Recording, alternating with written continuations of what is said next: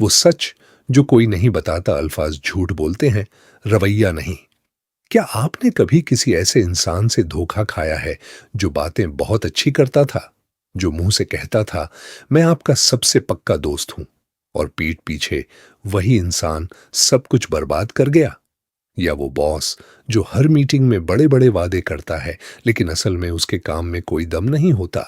तो सुनिए, आप अकेले नहीं हैं, और इसमें आपकी गलती भी नहीं है। गलती उस सोच में है जो हम सबको सिखाई गई है कि इंसान को उसकी बातों से जानो। लेकिन पैट्रिक किंग अपनी किताब read people like a book में एक बहुत जरूरी बात कहते हैं। इंसान की बातें झूठ बोल सकती हैं, लेकिन उसका रवैया, उसकी आदतें कभी नहीं। सोचिए, इंसान बातें करता है कभी समाजी दबाव में, कभी अपना फायदा देखकर, और कभी बस आदत से। लेकिन जो वो बार बार करता है, बिना सोचे, बिना किसी दर्शक के, वही उसकी असलियत है। मिसाल के तौर पर, अगर कोई शख्स हमेशा दूसरों की मदद करता है, चाहे उसे कोई फायदा मिले या न मिले, तो यह उसके किरदार को जाहिर करता है, भले ही वो जुबान से कुछ भी कहे। और इसका उल्टा भी उतना ही सच है। कोई जुबानी हमदर्दी जताए, भावनात्मक तसल्ली दे, लेकिन जब असल जरूरत हो तो गायब हो जाए, तो उसका अमल उसकी असलियत बता देता है। किताब कहती है, किसी को जानना है तो यह देखो कि वो मुसलसल, यानी लगातार, क्या करता है, न कि कभी कभार क्या कहता है। यह पहली चाबी है जो आपकी आंखें खोल देती है। लेकिन अगला सवाल यह है, ठीक है, रवैया देखना है, लेकिन कैसे? क्योंकि यहां एक और बड़ी गलती है जो हम सब करते हैं, अपनी पसंद नापसंद के चश्मे से लोगों को देखना। एक कड़वी सच्चाई सुनिए, शायद यह आपको तकलीफ दे। आप लोगों को वैसा नहीं देखते जैसे वो हैं, आप उन्हें वैसा देखते हैं जैसा आप देखना चाहते हैं। हां, यह हम सबके साथ होता है। अगर आप किसी को पसंद करते हैं तो उसकी गलतियां अच्छी वजहों से हुई लगती है। अगर किसी से चिढ़ हो तो उसकी अच्छाई में भी खोट निकाल लेते हैं। पैट्रिक किंग इसे कहते हैं बायस्ड ऑब्जर्वेशन, यानी जानिबदार नजर। और यही वो दीवार है जो हमें किसी को सही तरह समझने से रोकती है। तो सही तरीका क्या है? किताब कहती है, एक साइंसदान की तरह सोचो। मतलब, जब आप किसी को ऑब्जर्व करें तो बस 3 सवाल पूछें। पहला, क्या हुआ? दूसरा, कब हुआ?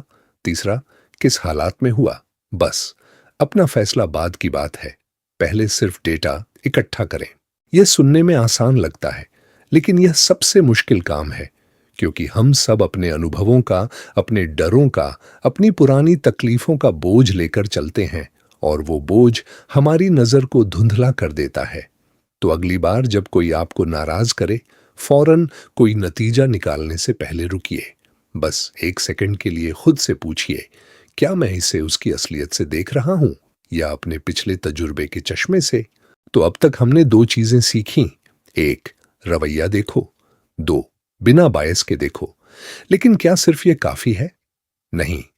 असली खेल तो तब शुरू होता है जब आप यह जानते हो कि लोग जो करते हैं वो क्यों करते हैं, और यही सब कुछ बदल देता है। हर इंसान एक जरूरत पूरी करने की कोशिश कर रहा है, बस आपको पता नहीं। जो इंसान आपको सबसे ज्यादा तकलीफ देता है, वो दरअसल खुद सबसे ज्यादा तकलीफ में होता है। यकीन नहीं आता? सुनते रहिए। पैट्रिक किंग कहते हैं, हर इंसानी हरकत के पीछे एक बुनियादी जज्बाती या नफ्सियाती जरूरत होती है। लोगों को सही मायने में समझना है तो उनके अमल के पीछे की उस जरूरत को पहचानना होगा। यह जरूरतें कौन सी हैं? पहली, कबूलियत की चाह, यानी लोग मुझे पसंद करें, मेरी तारीफ करें। दूसरी, तहफ्फुज का एहसास, जिस्मानी, माली और जज्बाती सुरक्षा। तीसरी, ताकत या कंट्रोल की ख्वाहिश, हालात अपने हाथ में रखना। चौथी, मोहब्बत और ताल्लुक, किसी से जुड़ाव, अपनापन। पांचवी, मुआशरे में मकाम, इज्जत, हैसियत पाना। और छठी, आजादी, अपनी मर्जी से जीना। अब सोचिए, उस शख्स के बारे में जो हर वक्त दूसरों में कमियां निकालता रहता है, हर किसी की बुराई करता है। आप सोचते होंगे यह इंसान बहुत बुरा है, लेकिन किताब कहती है यह इंसान दरअसल अंदर से खुद को बहुत कमजोर और असुरक्षित महसूस कर रहा होता है। दूसरों को नीचा दिखाकर वो खुद को बेहतर साबित करने की कोशिश कर रहा होता है।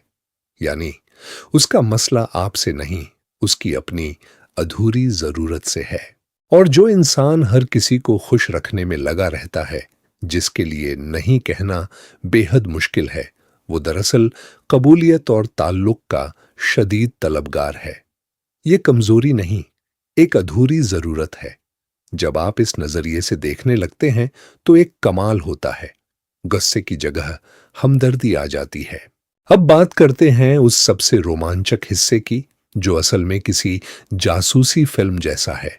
बॉडी लैंग्वेज, माइक्रो एक्सप्रेशंस और वो सब जो इंसान का जिस्म बिना एक लफ्ज बोले बता देता है।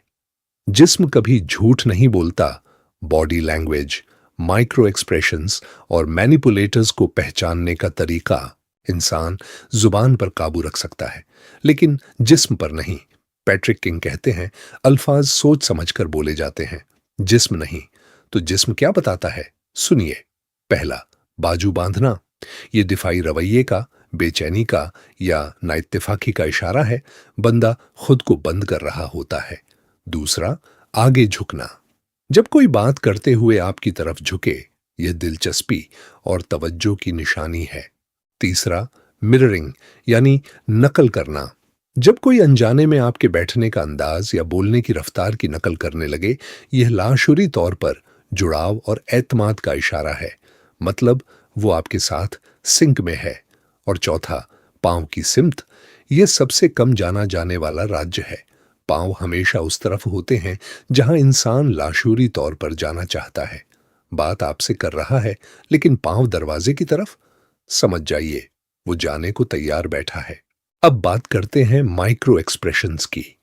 ये चेहरे पर सेकंड के भी छोटे हिस्से के लिए आने वाले तासुरात होते हैं, जो असली छुपे हुए जज्बात को एक लम्हे के लिए जाहिर कर देते हैं, इससे पहले कि इंसान उन्हें दबा सके। जैसे बुरी खबर सुनकर चेहरे पर एकदम से खौफ आना और फिर फौरन मुस्कुराने की कोशिश करना। चेहरा एक लम्हे के लिए सच बोल ही देता है। झूठ पकड़ने के इशारे क्या हैं? एक, कहानी या तो बहुत मुबहम होगी या बेजरूरत तफसीलात से भरी। दो, जवाब देने में लंबी देरी, जैसे कहानी बना रहा हो। तीन, अल्फाज और जिस्म में तजाद, हाँ कहते हुए सर नफी में हिलाना। और चार, बनावटी मुस्कुराहट, जो सिर्फ होठों पर हो, आंखों तक न पहुंचे। याद रखिए, जब अल्फाज और जिस्म में तजाद हो तो हमेशा जिस्म पर भरोसा करें।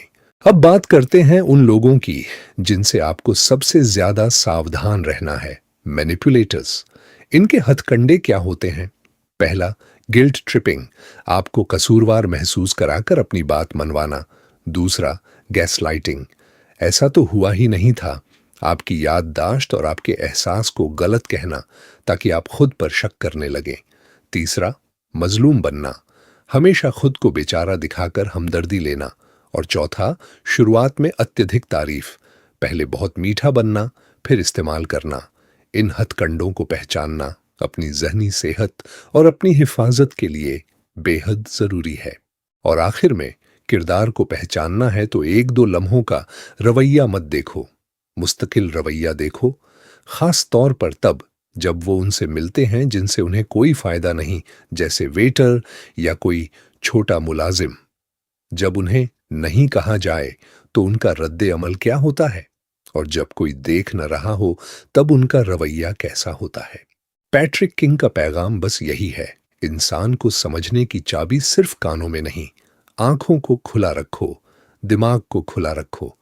मुशाहदा, तज्जिया और हमदर्दी, यही तीन चीजें मिलकर आपको एक ऐसा शख्स बनाती हैं जो लोगों को एक किताब की तरह पढ़ सकता है।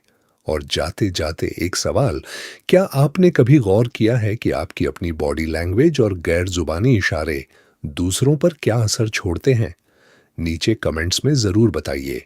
अगर यह वीडियो आपके काम आई तो लाइक करें, शेयर करें और चैनल को सब्सक्राइब करना मत भूलिए। मिलते हैं अगली वीडियो में।